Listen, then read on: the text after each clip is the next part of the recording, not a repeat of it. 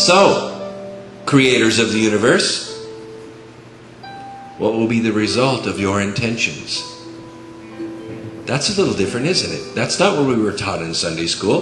There's a creator and us, the created. We are supposed to work out our salvation with fear and trembling before God, and we can never please Him. Sometime in your life you realized something's missing from that message. The creators are here. A run-through of some of the articles. I've written about almost 50 newsletters over the last 12 months. And what I chose to do is just take some highlights out of them and put together some visuals to go with what I'm talking about. And we start, of course, with the planet Earth. That's what's changing. And we start with the North Pole, because we're very familiar, I would think, with the fact that the Arctic is in big trouble. It's melting as we sit in the DVD. The polar bears are in dire straits. I want to be sure to thank James, because coming here 6 years ago really changed our lives. I've been doing photography for a very long time, and we came here to do music because we thought we're probably not the only life in the universe, but we had never seen anything to prove otherwise. And so we not only saw things to prove otherwise, but discovered orbs. And that has sent us on an incredible journey.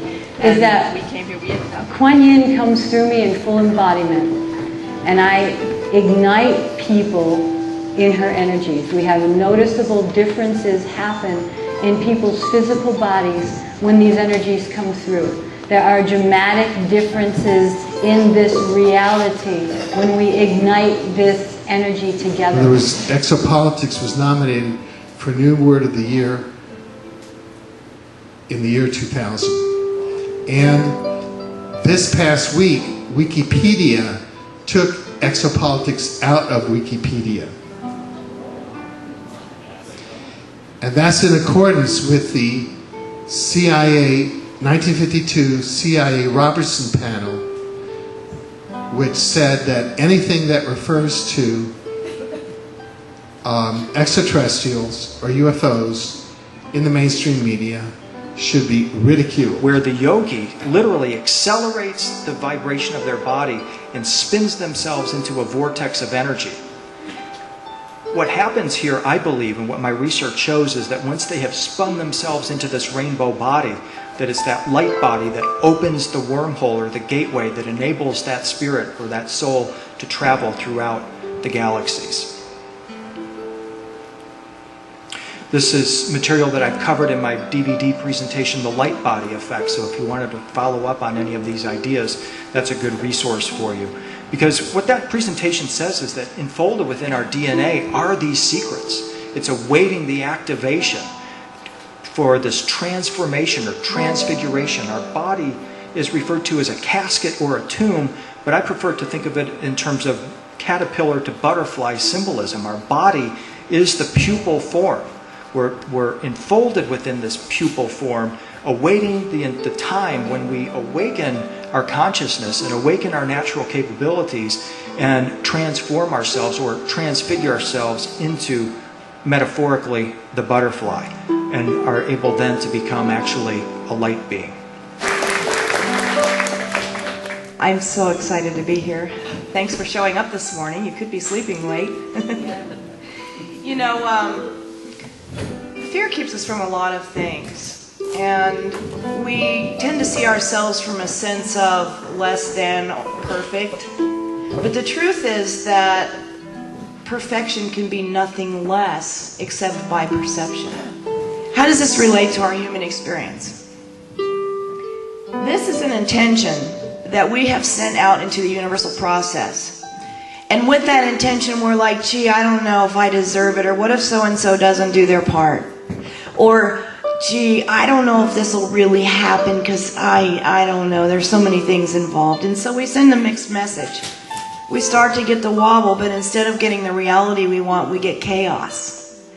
And that chaos is often painful or confusing to us. But what if we step into our passion and we send out a cohesive message? And we send that strong message with passion from our heart out into the universe. what begins to happen is that cohesive message goes out into the universal process, and we get a new reality.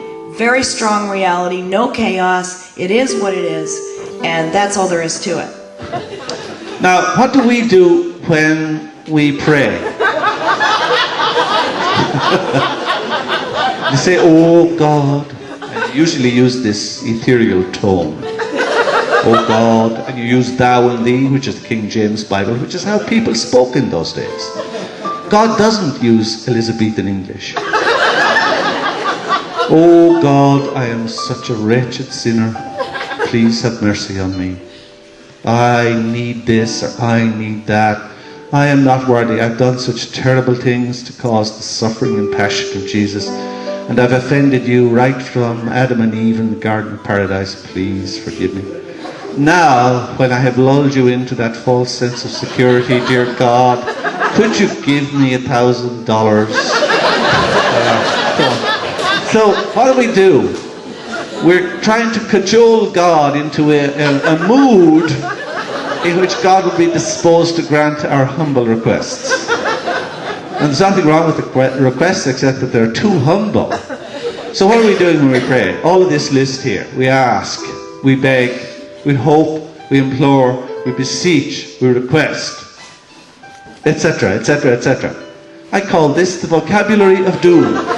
You know why? I mean, when we were doing What the Bleep Do You Know, one of the main things we wanted to try to convey to people was, as a result of people like Werner Heisenberg and Niels Bohr and so on, that when you observe reality, it obligingly turns into whatever you're observing it with.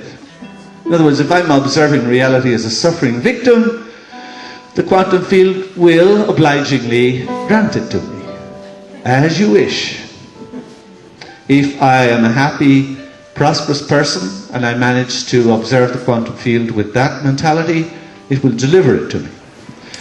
And this is Baba G, and everybody goes, well, why are you talking about Baba G? Baba G is very instrumental right now in assisting us and the planet go through this huge transition. And it's on the prayers of the masters that these other beings are coming in to help us right now. And some of the beings that we're working with are 2 million years ahead of us. So if you took a Christed master that ascended 2 million years ago and then brought them back to Earth now, these are some of the beings that are coming back right now and blessing us and working with us. And you can imagine a being that ancient, that wise, coming to assist us. It's very humbling when you have that experience and you go, what are you coming down here with the monkeys for? You know, and they said, because we love you, you know, and you're part of the greater family of man, and we're here to assist you through this transition. So it's very important to realize there's phenomenal beings coming in right now to help Earth go through this shift. And these masters it's on their prayers that are opening these doors and these stargates and to bring these beings in to assist us in this process. A lot of people refer to Babaji as the Yogi Christ.